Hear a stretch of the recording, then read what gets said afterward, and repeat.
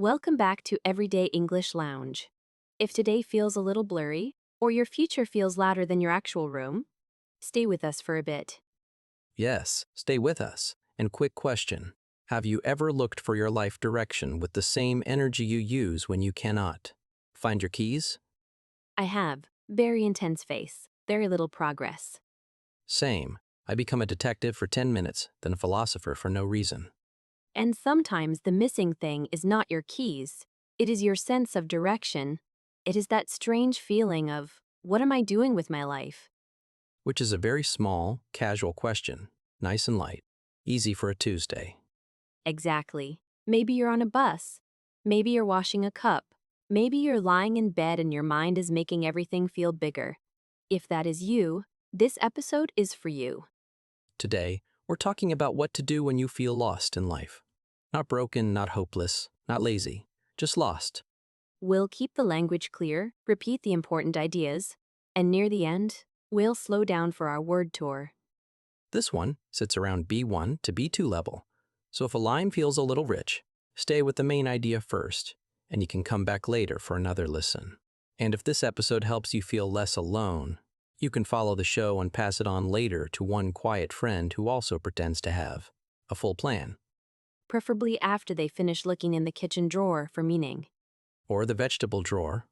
If anyone finds purpose next to the carrots, please call me immediately. Leo has a lot of faith in vegetables. Not faith, hope. Different word. What we're going to do today is simple. First, we'll talk about how to get grounded when your thoughts get too big. Then we'll look at small ways to test a direction without changing your whole identity overnight. And then we'll talk about grief, comparison, and quiet progress, because those three are always sitting in the corner of the room. They really are. This is not going to be a dramatic mountain speech. It is more like sitting at a table together and turning the lights on a little. The first mistake many people make when they feel lost is that they ask a huge question at the worst possible moment. They ask, "What is my purpose?" when they are tired, scared, lonely, underpaid, overstimulated, or all five at once. Especially at 11:37 p.m. That is when the human brain loves to apply for the job of supreme judge of the entire future. Yes. And then we treat that late night panic like wisdom. But feeling lost does not always mean you need a grand answer. Sometimes it means your system is overloaded and it cannot sort signal from noise. So maybe the first thing we need is not a map. Maybe we need a floor. Exactly, before the map, the floor, before the 5-year plan, the next honest fact. If your inner battery is at 2%, you do not need a life mission statement. You need ground under your feet. I want to challenge that a little though, because some people listening might think, no, I really do need a bigger vision. I cannot just drink tea and call it healing. Fair push. No, T is not a strategy. But ground is not the same as avoidance. Ground means getting accurate. It means asking smaller, truer questions first, so the bigger questions stop swallowing you whole. Smaller questions like what? Questions like, what changed recently?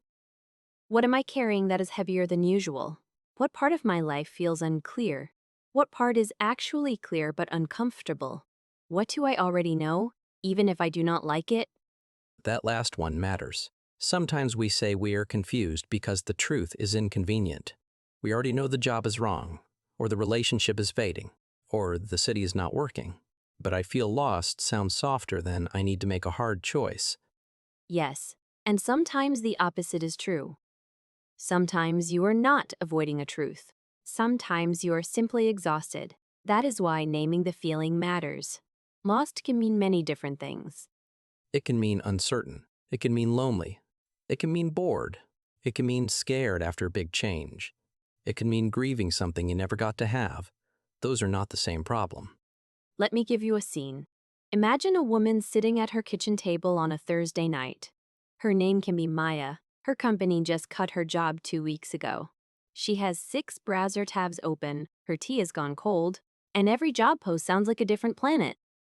She is doing that painful thing where she reads one sentence and suddenly thinks, maybe I should become a nurse, or a designer, or move to Portugal, or disappear into a blanket. Exactly. And because she is scared, her mind asks the biggest possible question: who am I supposed to be? But that is too wide. It is like trying to see the whole ocean through a keyhole. So for Maya, the better question is not, who am I forever? It is, what happened to me? What do I need? And what is still true? Yes, what happened? I lost my job. What do I need? Money, rest, honest conversation, some structure. What is still true? I am good with people. I like solving practical problems. I hate working alone all day. Suddenly, the fog begins to thin. That is such a different energy. Smaller, but more useful. Not romantic, but useful. And useful is underrated when you feel lost. In that state, clarity often returns through facts, not poetry. You can still have poetry later. Thank you. I was worried this was becoming an anti-poetry episode. Never, just not at midnight with 6 tabs open and no dinner. Fair. Also, listener, this is a good moment to ask yourself, when you say, I feel lost, what do you actually mean? Do you mean, I do not know what I want? Or, I know what I want, but I am afraid to admit it? Or, I am so tired that every road looks wrong? That question matters because the next step depends on the real problem. If you are grieving, you need gentleness. If you are isolated, you may need people. If you are burnt out, you may need sleep before strategy. If you are deeply bored, you may need movement and risk. It reminds me of when I finished university. For 3 months, I kept saying, I have no direction. But if I am honest, I had direction. I just did not like how ordinary it felt. What were you hoping for? A cinematic beginning. You know, sunlight on my face, one perfect notebook, a train ticket, a job that somehow used all my talents and none of my weaknesses. Leo wanted a trailer, not a life. Exactly. Instead, I had a cheap desk, a part-time job, and 3 color-coded spreadsheets. The spreadsheets did not contain enlightenment, by the way, mostly fonts. But that is important too. Sometimes feeling lost is not a lack of path. It is disappointment with the kind of path that is actually available right now. And if you reject all ordinary beginnings, you stay stuck waiting for a dramatic one. So what do we do on a practical level when thoughts get too big? We reduce the scale.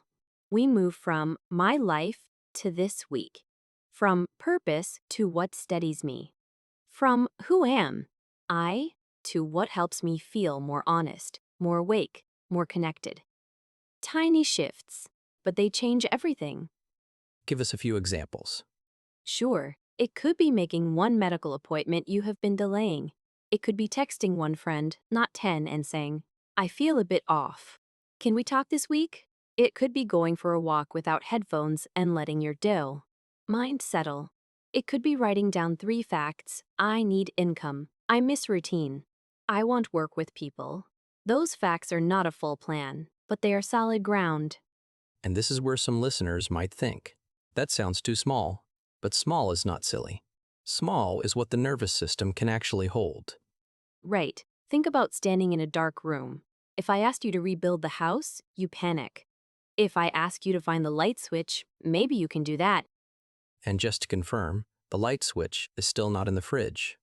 Not in the fridge, not behind the carrots, and not hidden inside a motivational quote. Tragic. Here is another scene. Imagine you moved to a new city 3 months ago. You thought the move would feel exciting. Instead, everything is effort. The supermarket is unfamiliar. The streets do not yet belong to you. Even asking for coffee feels strange. So you say, maybe I made the wrong life choice. Maybe I'm lost. But what if you are not lost? What if you are simply unrooted? Yes, that is the clarification. Newness can feel like wrongness when you are tired. So the first job is not to judge your whole future in that city. It is to build a few anchors. Learn one route by heart. Go to the same cafe twice. Notice which street makes your shoulders drop. Let your body arrive before your mind writes a verdict. I love that. Let your body arrive before your mind writes a verdict. It is so easy to call a season failure when it is really just arrival. Slow, awkward, unglamorous arrival. Which, to be honest, is most real arrival. So movement 1 is this. When you feel lost, do not start with the largest question. Start with the truest question. Name the kind of lostness you are in.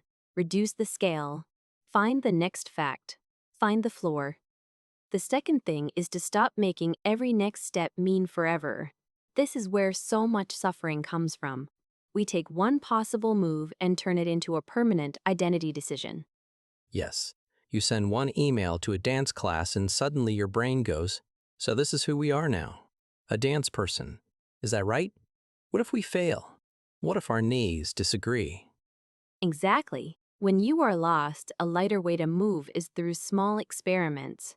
Not fake certainty, not instant reinvention, just contact with reality. I want to push back again because experimenting sounds nice, but people do need commitment. At some point, you cannot just sample 12 lives like free ice cream. True, but commitment works better after contact, not before it. First you learn, then you choose. A lot of people try to choose from imagination alone, and imagination is a very unreliable career counselor. Especially when imagination is wearing linen and standing in beautiful morning light. Exactly. Let me give you an example. Imagine a man called Daniel. He works in marketing, and every Sunday evening he gets a heavy feeling in his chest. He says, I need to quit. I need a completely different life. Maybe I should become a therapist, or a baker, or a ceramic artist. The ceramic artist phase is powerful. It arrives with beige clothing and very confident bowls. It really does. Now, maybe one of those paths is real. But Daniel does not need to blow up his whole life on Monday morning. He can run experiments. He can talk to one therapist about the daily reality of the job. He can volunteer somewhere 2 Saturdays in a row. He can take one evening baking class. He can notice where his energy rises and where it collapses. That is such a calmer frame. Not choose your forever. More like collect evidence about what gives you life. Yes, evidence matters. We do not need a dramatic identity statement on day one. We need contact, repetition, and honest observation. So maybe a good question for the listener is, what are you curious enough to try for 30 minutes? Even if you are not ready to call it your future? Beautiful question. Curiosity is often quieter than passion, but it is more available. People wait for passion to arrive with fireworks. Meanwhile, curiosity is standing at the door in normal shoes. That is such a good image. Passion comes with a trumpet. Curiosity just says, do you want to come outside for a minute? And when you feel lost, normal shoes are useful. Because the point is not to impress yourself. The point is to learn what happens when real life meets your real attention. I have a personal example here, and unfortunately, it involves the notebook from earlier. The dramatic notebook returns. Of course, a few years ago I was sure I needed a more creative life. That part was true. Then I made it weird. I bought a serious black notebook, a secondhand camera, and for 48 hours I believed I was becoming a different person. This is one of my favorite Leo eras. Thank you. The problem was that I was in love with the image, not the practice. But when I actually started waking up early and walking around with the camera, something interesting happened. I did not become a mysterious artist on a hill. I just noticed light. I liked quiet streets. I liked paying attention. Which is a very real discovery. Yes, the experiment taught me something smaller and truer than the fantasy. I did not need a whole new personality. I needed more noticing in my week, more slow mornings, more visual work. That was real data. And that is the gift of experimenting. It protects you from two traps, the trap of fantasy and the trap of fear. Fantasy says, this new path will solve everything. Fear says, if I choose wrong, my life is over. Experiment says, let me spend a little time and find out. It also helps with shame, because if you treat every trial like a final exam, you hide. But if you treat it like information, you can stay open. Exactly. Try it, notice it, repeat if it has life. Release it if it does not. That sounds simple, but some people will still say, if I try something and stop, doesn't that mean I failed? No. Stopping is not failure when the purpose was learning. If you take a class and feel flat every time, that matters. If you meet people in a field and the daily reality drains you, that matters. No is also information. It saves you years. So the metric is not, did I instantly become excellent? The metric is, What happened to my energy, my attention, my honesty when I actually touched this thing? Yes. Let me paint another scene. Imagine a woman who has moved to a new city for work. She keeps saying, I just need the right plan. I need to know whether I should stay here, change jobs, join new circles, maybe move again. Her mind is running in giant circles. And her life is all theory. Exactly. But then something small changes. Instead of solving the whole city, she chooses one repeatable place. She goes to the same cafe every Tuesday evening with a book. The second week, the barista recognizes her. The third week, she says hello to another regular. The fourth week, the room begins to feel familiar. She is not magically transformed, but she is less untethered. That is such an important point.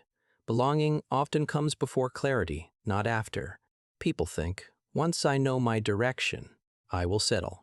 But often you settle a little first, and then direction becomes easier to hear. Yes, repetition can calm the noise enough for your real preferences to appear. You learn what you miss, what you avoid, what you look forward to. And that is much more useful than trying to force certainty from the outside. I want to add a caution though. Routine can help, but it can also become a cage. You can hide inside structure and call it progress. True. That is why I would call it gentle structure, not rigid control. We are not building a prison with a color-coded timetable. We are giving your week a few handles. Enough shape to hold you, enough space to hear yourself. Good, so not be perfect every day. More like pick one class, one call, 1 hour, and return to it. Exactly. If you feel lost, ask, what can I try without demanding a new identity? What can I repeat without turning it into a cage? What small experiment would give me real information? And maybe use the dramatic notebook for dates and observations, not destiny. That is the best use for it. Painful, but fair. So movement 2 is this. Do not wait for absolute certainty before you move. Test, notice, repeat. Small, brave actions create evidence, and evidence is kinder than fantasy. The third thing is softer, but maybe the deepest. Sometimes feeling lost is grief wearing plain clothes. It does not always announce itself as grief. It just feels like fog, heaviness, restlessness, or the strange sense that everyone else got a map you missed. Yes, not every fog is confusion. Sometimes it is sadness. Sometimes it is the ache of becoming someone different from the person you thought you would be. That matters because you cannot problem solve your way out of grief. You have to recognize it first. Maybe you are not only asking, what should I do now? Maybe you are also quietly mourning an old picture of your life. The relationship you thought would last, the career you thought would fit, the version of adulthood that looked neat from far away. Exactly. And if you do not name that grief, you keep calling yourself indecisive when you are actually heartbroken, disappointed, or tired from carrying a private goodbye. Let me bring in a scene. Imagine you are at a wedding or a family dinner. Someone smiles and says, "So what's next for you?" Such a simple question. Very friendly, totally harmless, and yet your whole body goes tight. Because you do not know how to answer without feeling small. Or because you do know, but the answer does not sound impressive, or because the dream you once described so easily no longer fits, and you have not found new language yet. In moments like that, comparison can get very loud. Suddenly, everyone seems sure. Everyone has a plan, a title, a timeline, a home, a partner, a polished sentence. And you feel like the only unfinished person in the room? But that is one of the biggest lies modern life tells. Other people's certainty is often edited. You're seeing the sentence they say out loud, not the fear they say at 1 a.m. Social media makes this worse. It turns draft life into final life. You see someone's announcement, their move, their business, their baby, their beautiful kitchen, and your ordinary Tuesday starts to feel like evidence against you.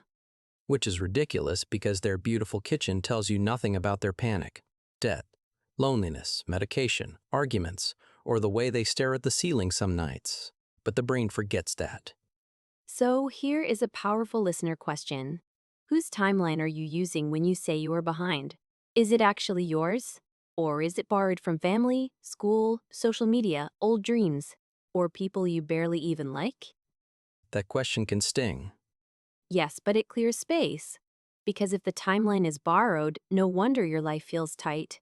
You are trying to grow inside a shape that was not made for you. I want to challenge one part of this. Comparison is not always bad. Sometimes it shows us what we want. Sometimes another person's life wakes something up in us. True, comparison can be useful for a second, it can point, but it becomes poison when it stays. The useful version says, interesting, I want more creativity.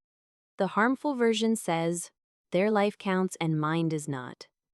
That is a sharp difference. One gives information, the other steals identity. Exactly, and when you feel lost, identity is already tender. So be careful what voices you let near it. I have a very ordinary example. Sunday night, I am folding laundry. And for some reason, that is exactly when the internet shows me 3 house purchases, 2 engagement photos, 1 startup launch, and a man running up a mountain before sunrise. The mountain man again. He is always there. He has excellent calves and suspicious certainty. Meanwhile, you are holding a sock and thinking, I guess I have failed at being a person. Yes, very normal. But look closer. A sock is not a moral crisis. Laundry is not evidence that you are behind, it is just laundry. This sounds funny, but it matters. Feeling lost often grows when we attach huge meaning to ordinary moments. So instead of asking, how do I catch up with everyone? Maybe the better question is, what kind of life lets me breathe, tell the truth, and come back to myself more often? Yes. Maybe the life that fits you is slower than the one you thought you wanted. Maybe it is less impressive from the outside and more alive from the inside. Maybe it has smaller rooms, better sleep, steadier friends, less performance. That is hard to admit sometimes. We are trained to want what photographs well. We are. But a life is not a photo, it is a pattern of days. And if your days keep making you disappear from yourself, that matters more than how the plan sounds at dinner. There is also the question of who knows the truth about you right now. When people feel lost, they often isolate because they are ashamed of not having a clean story. Yes, but direction often returns in conversation, not isolation. Not because another person can give you your answer, but because being heard reduces distortion. Shame makes every option look smaller. I remember once sitting in a grocery store parking lot after a rough week. I had not had a huge disaster. I just felt strangely off, like my own life was happening one room away from me. I called my sister and said, I don't know what is wrong, but I feel disconnected from everything. And what happened? She did not fix it. She did not give me a 7-step system. She just asked 3 calm questions. Have you been sleeping? When did you last do something that felt like you? Who have you seen this week? That conversation did not solve my whole future, but it gave me the edge of myself back. That is beautiful. Sometimes we do not need answers, we need room. Room to hear our own voice again. Room to say, I do not know. Room to be unfinished without acting like it is a crime. I think this is where people confuse rest and hiding too. Say more. Sometimes you do need to step back, turn the noise down, sleep more, stop forcing conclusions. But sometimes I am resting is actually I am avoiding every signal that might ask something of me. I agree. That is an important distinction. Rest opens you, hiding closes you. After real rest, you usually feel a little more available to life. After hiding, you feel smaller, tighter, more afraid of the inbox, the phone, the mirror, the future. That is such a clear test. And if you notice you are in hiding, do not attack yourself. Just make the step outward very small, reply to one message, book one meeting, leave the house once, put your body back in contact with life. Because quiet progress is still progress. It does not have to look cinematic. Rarely does. Usually it looks like dishes, emails, 10 minutes of writing, one honest conversation, an earlier bedtime, a walk around the block, a little less pretending. And sometimes a cry in good lighting. Please stop trying to brand the sadness. I am not branding it. I am styling it. That is worse. Fair. If you feel lost right now, maybe your next move is not to become someone new. Maybe it is to get closer to what is already true. Mourn what needs mourning. Stop borrowing other people's clocks. Tell one honest person. Build one small rhythm for the next 7 days. Let the next step be smaller and more truthful than your fear expects. smaller and more truthful. That might be the whole heart of it. For example, if the week ahead feels shapeless, give it 3 quiet anchors. One thing for your body, one thing for your real life, one thing for your mind. Maybe the body anchor is a walk after lunch. Maybe the real life anchor is sending 2 job emails. Maybe the mind anchor is writing 5 honest lines before bed. That is manageable, not a total life rebuild. Just enough shape so the days do not melt into one anxious blur. Exactly. We are not trying to control everything. We are trying to hear ourselves under the noise. Structure can help if it is compassionate. It becomes harmful only when it turns into punishment. So if your plan makes you feel like a failing employee of your own life, maybe the plan needs less ego and more kindness. Beautifully said. And listener, here's one more question before we move on. When do you feel most like yourself? Even for 10 minutes? During conversation? Walking? Making something? Explaining an idea? Caring for someone? Solving a problem? That small clue may matter more than a giant slogan. Because the way back to yourself is often hidden inside ordinary moments, not spectacular ones. Yes, not in the perfect speech, not in the mountain sunrise, and still not in the vegetable drawer. I was waiting for the carrot callback. Thank you. We had to close the loop. All right, let's slow the pace a little and do our word tour. We picked 10 useful words and phrases from today's conversation. Listen once, say them after us if you want, and notice which ones feel close to your own life right now. Item 1 is adrift. Adrift means without a clear direction, like a boat moving without a strong course. A simple example is, after graduation, I felt adrift for a few months. This is a good word when you feel unsure, but not necessarily in crisis. It sounds gentle and honest. You can use it for a season, not your whole identity. Repeat, adrift. Item 2 is crossroads. A crossroads is a point where you need to choose between different directions. You can say, I'm at a crossroads in my career. I like this phrase because it shows movement and choice, not failure. You are standing where roads meet. That can be uncomfortable, but it can also be important. It sounds thoughtful and natural in everyday English. Repeat, crossroads. Item 3 is anchor. An anchor is something that keeps you steady. In daily life, an anchor can be a routine, a person, a place, or a habit that helps you feel grounded. Example, my morning walk is an anchor when life feels noisy. This word is warm and practical. It suggests support, not pressure. People understand it quickly because the image is strong. Repeat, anchor. Item 4 is foggy. If something feels foggy, it feels unclear or hard to see clearly. You can use it for thinking and emotions, not only weather. For example, my future feels a bit foggy right now. That sentence sounds natural and very human. It is softer than saying, everything is a disaster. Sometimes foggy is the more accurate word, and that softer accuracy helps. Repeat, foggy. Item 5 is pause. A pause is a short stop before you continue. It does not mean quitting forever. It means creating a little space. Example, I need a pause before I make a big decision. This is a useful word if you want time. Without sounding dramatic, a pause can be wise. A pause can help you hear yourself again. That small difference can reduce pressure immediately. Repeat, pause. Item 6 is explore. To explore means to look into something with openness and curiosity. You are not promising forever. You are learning. For example, I'm exploring different kinds of work this year. That sounds flexible and mature. It gives you room to try, notice, and adjust. I especially like this word for people who feel pressured to be certain too soon. It keeps the door open while you learn. Repeat, explore. Item 7 is uncertain. Uncertain means not sure yet. Example, I feel uncertain about what to do next. This is a very useful everyday word because it is clear and direct. It also has a calm tone. It does not say, I know nothing. It simply says, I do not have clarity yet. That yet feeling is important. And many careful adults use this word naturally. Repeat, uncertain. Item 8 is compare. To compare means to look at two things and measure them against each other. Example, I compare my life to other people's too much. That is a common and honest sentence. Notice that compare can be neutral in grammar, but emotionally, it often becomes heavy. If comparison makes you smaller, it may be time to step back. Use the word honestly, but also watch what the habit does to you. Repeat, compare. Item 9 is gentle. Gentle means soft, kind, and not harsh. You can use it for people, voices, routines, and even plans. Example, I'm trying to take a gentler approach this month. I love this word because it does not mean weak.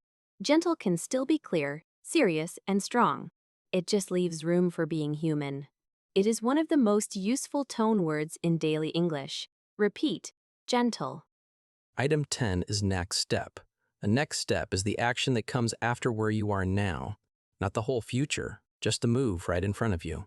Example, I don't need the whole plan. I just need the next step. That sentence is excellent when you feel overwhelmed. It brings your mind back from forever to now. This phrase is simple, natural, and powerful, so keep it close. Repeat next step. If you want, say those again later today. Adrift, crossroads, anchor, foggy, pause, explore, uncertain, compare, gentle, next step. Even practicing the words can make the feelings easier to name, and naming them often makes them easier to carry. Language does not solve everything, but it can make the road feel less lonely.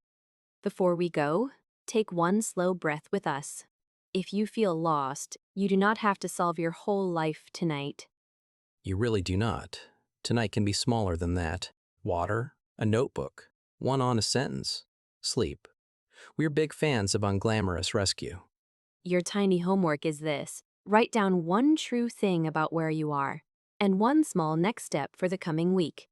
And yes, you can write it in the dramatic notebook. We have made peace with it. Then, if you want, tell us in the comments two things: where in life you feel most foggy right now, and what one gentle step you want to try next. We love hearing both parts, the fog and the step, because that is where real life lives. If this episode gave you a little ground, you can keep it nearby, follow the channel, or pass it to someone who might need a quieter voice today. Maybe a friend, maybe a sibling, maybe the person still searching for destiny behind the carrots. This has been Everyday English Lounge, On Leo. and I'm Mia. Take care and come back to it one small step at a time.